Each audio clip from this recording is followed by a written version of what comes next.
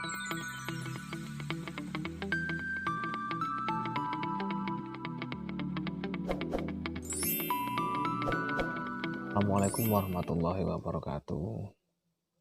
Jumpa lagi bersama saya di channel Mas Yoyo. Apa kabar teman-teman semua? Semoga teman-teman semua tetap diberi kesehatan dan kelancaran rezekinya. Amin. Oke, kali ini masuk servisan HP Mi A2 Lite. Rusaknya mati ya, dihidupkan nggak bisa. Kita coba colokkan charger, cuma kedip logo Android One, terus mati lagi sampai 3 kali, lalu tinggal notif lampu di kiri bawah itu yang berkedip-kedip. Oke, langsung saja kita buka backdoornya. Kita lihat apa yang terjadi di dalam. Pertama-tama kita buka slot SIM-nya. Kita tusuk pakai jarum atau sejenisnya. Setelah slot SIM terbuka, kita cari celah dari backdoor tersebut yang lunak. Biasanya di dekat slot SIM itu lunak, kuku kita bisa menyelinap masuk lalu membuka backdoor tersebut. Hati-hati, ada fingerprint, jangan tergesa-gesa, dikhawatirkan nanti fingerprintnya bisa putus. Untuk handphone yang ada fingerprint di backdoornya itu kita harus berhati-hati dalam membukanya agar fleksibel dari fingerprint tersebut tidak putus. Kita buka pelan-pelan. Setelah fleksibel fingerprint terlihat, lalu kita lepas dahulu fingerprintnya.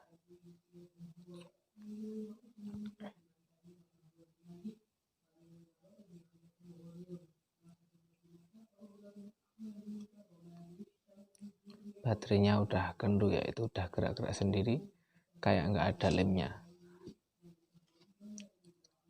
Di penutup soket baterai itu di baut 3, 1, 2, 3. Kita ambil lubang, kita buka dulu penutup soket baterainya.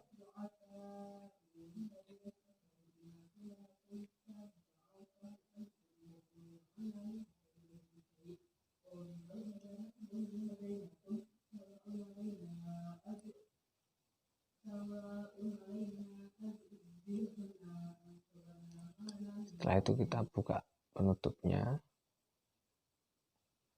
lalu kita lepaskan baterainya. Iya, baterai sudah nggak ada lemnya. Itu pertanda bahwa ini handphone sudah pernah diganti baterainya. Kita cek dulu apakah baterainya ini masih ada tegangannya atau tidak.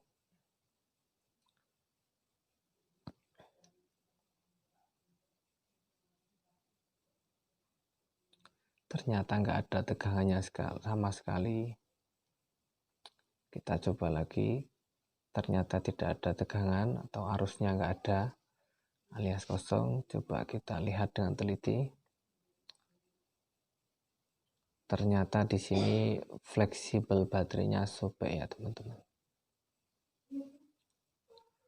Untuk memastikan apakah hanya sobek atau dalamnya juga bermasalah, kita langsung buka saja isolasi penutup dari baterai itu.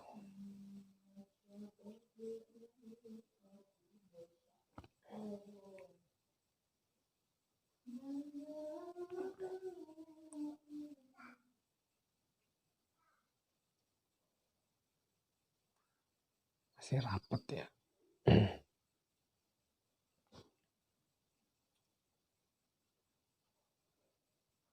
Berarti kemungkinan handphone ini mati disebabkan oleh baterai ya.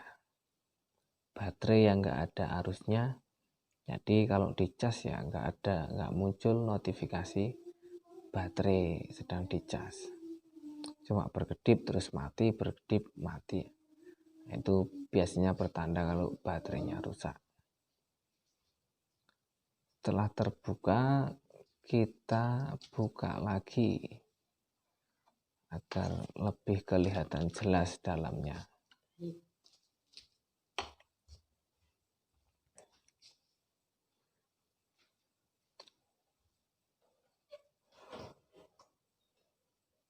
Pelan-pelan. Untuk memastikan di jalur utama baterai itu ikut patah atau enggak. Soalnya itu area rawan juga kalau handphone terjatuh. Biasanya itu sering putus atau lepas.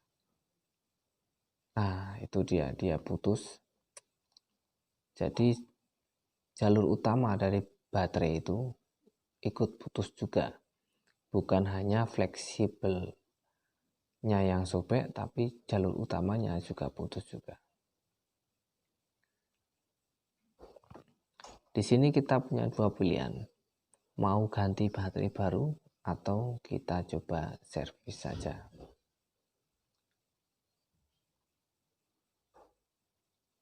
Agar tidak terlalu memakan biaya yang mahal, coba kita servis dulu aja. Siapa tahu baterai masih bisa dipakai dengan bagus. Kita coba sambungkan dulu jalur utama dari baterai tersebut. Mudah-mudahan bisa disolder ya. Soalnya biasanya kalau di jalur utama baterai itu kalau sudah putus itu disolder timahnya nggak bisa nyangkut. Cuma lewat aja. Kita coba aja ini, mudah-mudahan timah mau menggumpal di situ dan bisa kembali rapat. Kita solder dulu. Tambahin timah.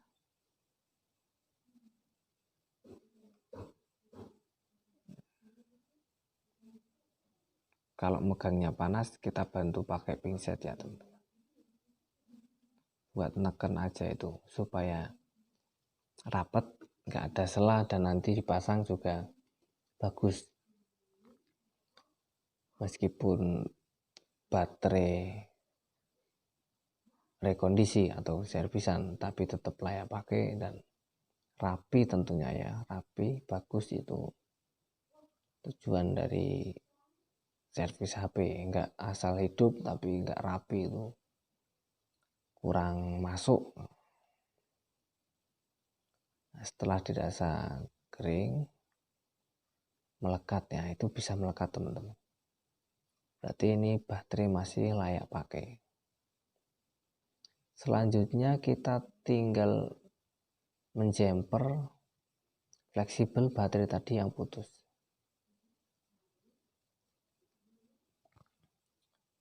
Kita kupas aja sedikit cat pelapis itu. Pelapis fleksibel itu pakai cutter atau sejenisnya. Kita kupas pelan-pelan. Kalau ngupas fleksibel itu diperhatikan jalurnya ya. Biasanya itu jalurnya kelihatan seperti garis-garis. Nah, itu diperhatikan benar-benar, baru dikelupas pelan-pelan. Nah, setelah kelihatan kuning-kuningnya, baru kita nanti kasih timah sampai catnya melupas dan kelihatan kuning-kuningnya.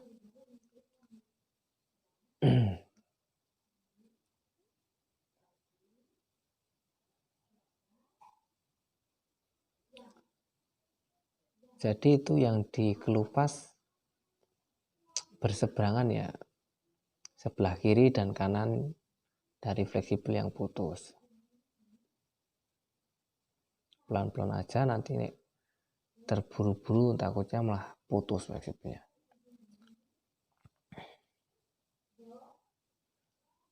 Nah, setelah fleksibel sudah terkelupas, kita kasih timah dulu agar nanti kawat jumpernya itu bisa melekat dengan sempurna dan rapi.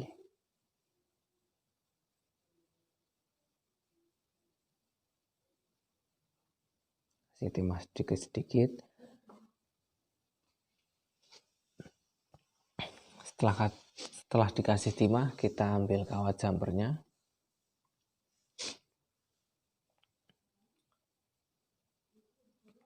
Ini di sini bedanya kalau jumper baterai dengan jumper jalur di PCB ya. Itu dibedakan. Kalau jumper jalur di PCB itu hanya pakai satu kawat aja cukup. Tapi kalau di baterai kita dobeli aja. Satu kawat jadi 2 kawat, kita jadiin 1. Terus kita potong sesuai ukuran.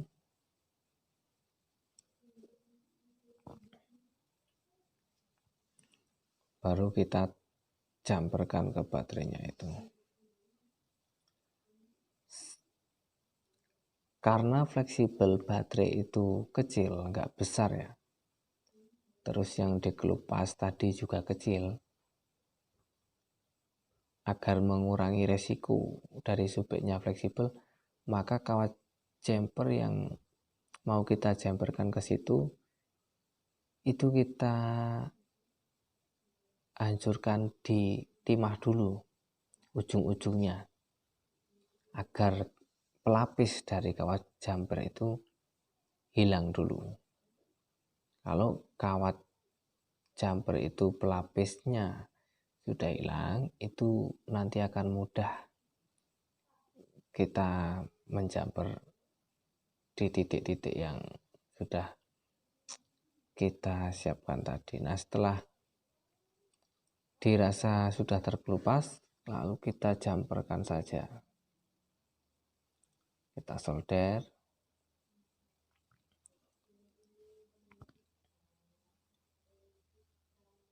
Solder kabel jumper harus sempurna ya. Kabel itu harus di dalam timah, benar-benar dalam timah, nggak cuma nempel.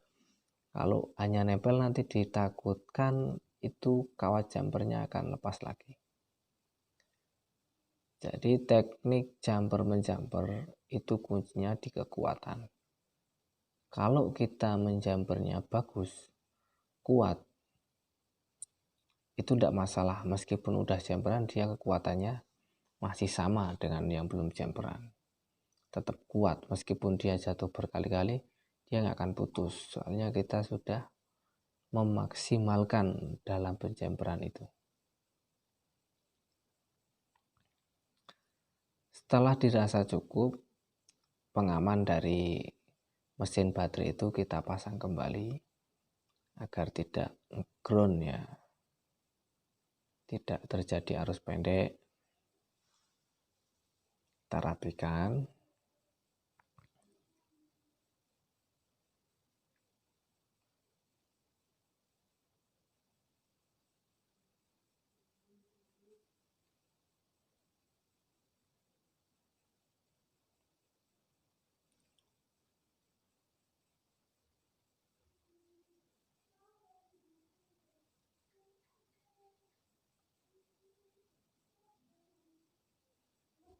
Kalau bagian yang sulit kita bantu pakai pinset ya, kalau tangan nggak menjangkau. Setelah itu kita lipat, kita kembalikan ke semulanya. Stiker penutup baterai itu kita pasang lagi serapi mungkin, usahakan serapi mungkin ya. Jadi meskipun baterai sudah servisan itu tetap kelihatan kayak baterai yang belum diservis, kekuatannya pun sama.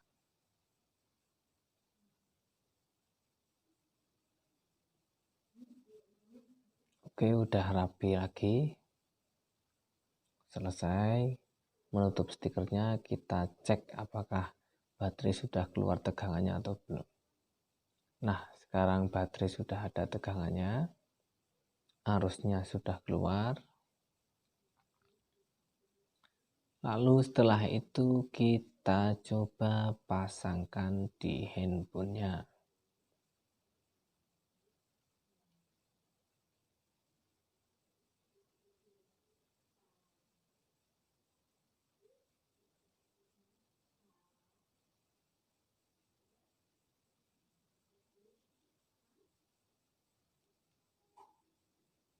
Masih kurang rapi ya teman-teman, sorry. Kita rapikan lagi agar baterai benar-benar rapi. Nah, sudah rapi, lalu kita coba pasangkan kembali di handphonenya.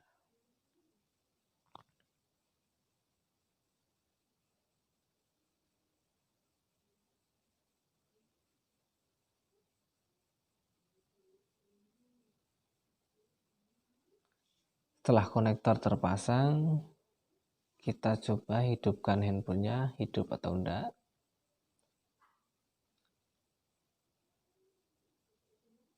Alhamdulillah, handphone sudah nyala kembali.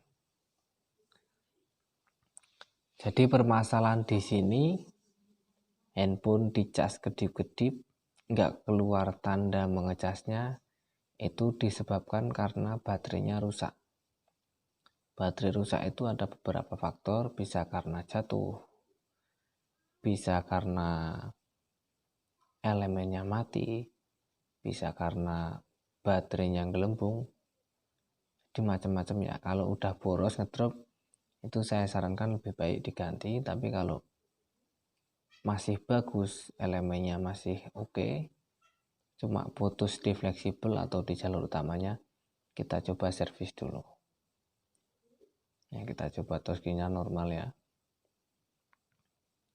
Panggilan juga nggak mati. Buat panggilan juga nggak mati, berarti ini baterainya masih bagus.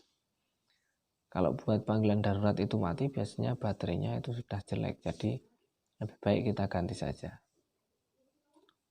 Setelah dirasa cukup, kita pasang kembali penutup soket baterainya.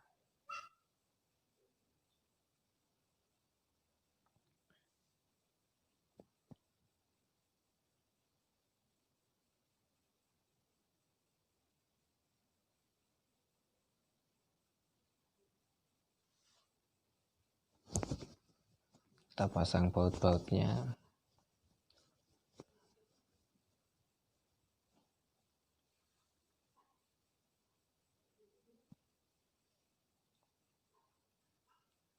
Ini servisan pagi-pagi banget. Nah, masih pelaris ya kalau bilang orang itu. Baru buka dasar dapat servisan ya.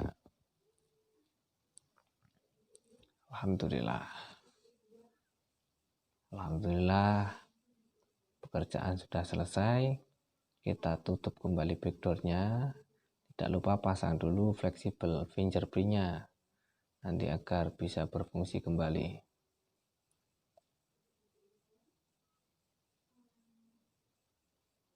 Nah, setelah terpasang, kita pasang backdoor dari HP tersebut.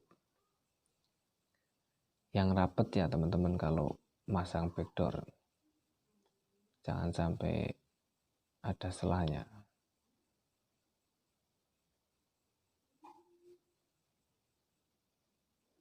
Setelah backdoor sudah rapi, kita masukkan kembali SIM card-nya.